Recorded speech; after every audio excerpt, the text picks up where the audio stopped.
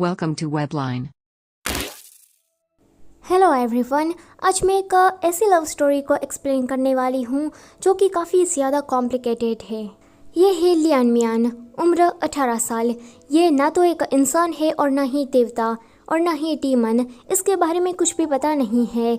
इसका स्वभाव बहुत ही ज़्यादा शांत है और ये किसी इंसान का मृत्यु दर देख सकती है, यानी कि कौन कितने साल जिएगा ये देख सकती है। इतना ही नहीं, ये अगर किसी इंसान को टच कर ले, छू ले, तो उसका मृत्यु दर बढ़ भी सकता है। यह लड़की जब मौत से मिलेगी तब श्राप का राज खुलेगा। इसका नाम है ज़ेंग युआन ज़ोये। ये 5200 साल का है और यही मौत है। ये खड़ूस है, काफ़ी एरोगेंट है और वायलेंट गॉड का बेटा है। ये बहुत ही ज़्यादा बेरहम बुज़दिल मौत का देवता है। जब ये उस लड़की से मिलेगा तब ये काफ़ी ज़्यादा शांत हो जाएगा। इसका नाम है यूली, उम्र 18 साल और यही कहानी का सेकंड में लीड है। ये बहुत ही ज़्यादा प्यारा मासूम सा लड़का है और लियान मियान का फ्रेंड है। इसका नाम है चियान लियान वू। उम्र पता नहीं, इंसान है या देवता ये भी पता नहीं है, क्योंकि ये एक रहस्यमय बंदा है। आगे हमें कहानी का छोटा सा इंट्रो दिखाया जाता है। लियान मियान हमसे कह रही होती है कि मौत ये क्या होती है, क्या मौत एक नंबर है? मैं मृत्यु दर को देख सकती हूँ, ये काफ़ी ज़्यादा खतरनाक है। अगर मैं किसी को छू लेती हूँ तो उसका मृत्यु दर बढ़ जाता है। ये बिल्कुल भी आसान नहीं है। मैं अपने आप को मार डालना चाहती हूँ। मौत, मुझे अपने साथ ले जाओ। वहाँ पर ज़ोये आता है, मौत का देवता। वो कहता है कि दिलचस्प है, मैंने तुम्हारी इच्छा को सुन लिया है, अब मैं उसे जल्दी ही पूरा कर दूंगा। फिर कहानी की शुरुआत होती है। बारिश हो रही थी, रास्ते में ट्रैफिक जाम था, सारे लोग ग्रीन सिग्नल का इंतजार कर रहे थे। वहाँ पर किसी का एक्सीडेंट हो गया था। लियान मियान भी उसी रास्ते से जा रही थी। वो कहती है कि सद्भाग्य से वो बंदा मर गया है। जिंदगी और मौत भाग्य पर निर्भर नहीं करती है। मैं लोगों की बॉडी पर उसका जीवन काल देख सकती हूँ। तभी ही लियान मियान से एक बंदा टकरा जाता है, जिसके कारण उसका जीवन काल बढ़ जाता है। वो कहती है कि ये नहीं हो सकता। यहाँ पर वो काफ़ी ज़्यादा डरी हुई भी थी। वो सदमे के मारे ऐसे ही बीच रास्ते में खड़ी रहती है। कोई उसे कहता है कि ए लड़की, तुझे क्या मरना है, निकल यहाँ से। लियान मियान वहाँ से जाने लगती है। वो रास्ते में सोच रही थी कि मैं आत्महत्या करना चाहती हूँ। वो इसके बारे में सोच ही रही थी। वो कहती है कि ये सब कुछ तो बेकार है। वो अभी अपने स्कूल के टेरेस पर खड़ी थी। वो बस आत्महत्या करने का विचार ही कर रही थी कि वहाँ पर मौत का देवता ज़ोये आता है। वो कहता है कि कूदना चाहती हो तो कूद जाओ। लियान मियान कहती है कि तुम कौन हो? ज़ोये कहता है कि तुम मर क्यों नहीं रही हो? वो उसे घूर कर देखने लगता है।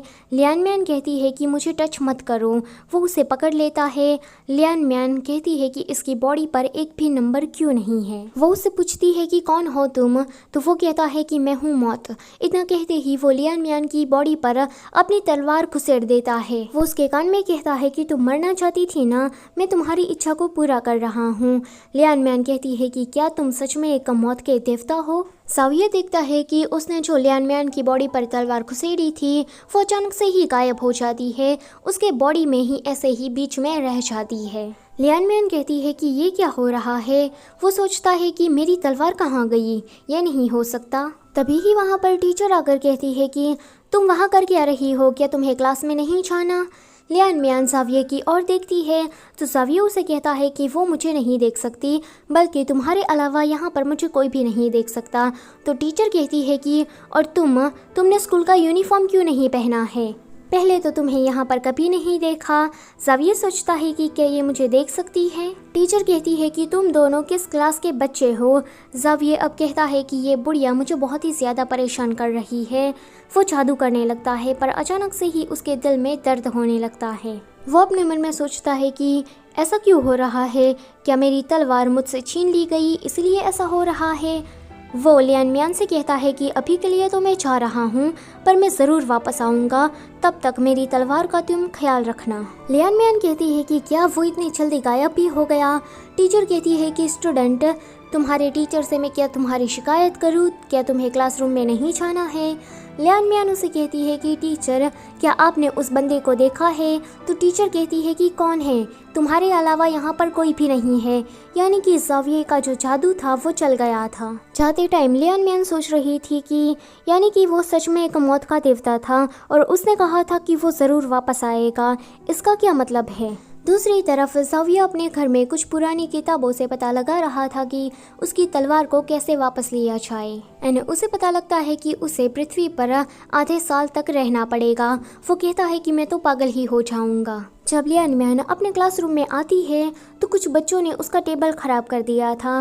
वो चुपचाप अपना टेबल साफ़ करने लगती है। वहाँ पर टीचर आती है एंड कहती है कि गुड मॉर्निंग स्टूडेंट, आज हमारे क्लास में एक ट्रांसफ़र स्टूडेंट आया है जिसका नाम है ज़ाविये। सभी का ध्यान ज़ाविये की ओर जाता है।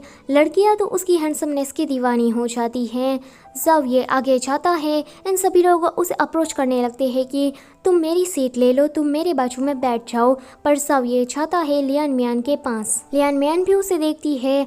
वो उसे कहता है कि क्या मैं तुम्हारी सीट पर बैठ सकता हूँ? लियान मियान उसे देख रही थी। वो कहती है कि ये क्या है, ये अचानक से ही मेरे क्लासरूम में कैसे आ गया? तो आज का चैप्टर यहीं पर ही ख़त्म होता है। आई होप कि आपको ये स्टोरी पसंद आ रही होगी। एंड जहाँ तक निंगशी एंड लू तिंगशा वाली स्टोरी की बात है तो वो मैं आगे एक्सप्लेन नहीं करना चाहती, क्योंकि पिछले साल मेरे चैनल पर 3 स्ट्राइक लग गए थे, जिस वजह से सितंबर महीने में मेरा चैनल टर्मिनेट हो गया था। यानी कि मेरा चैनल यूट्यूब से उड़ गया था।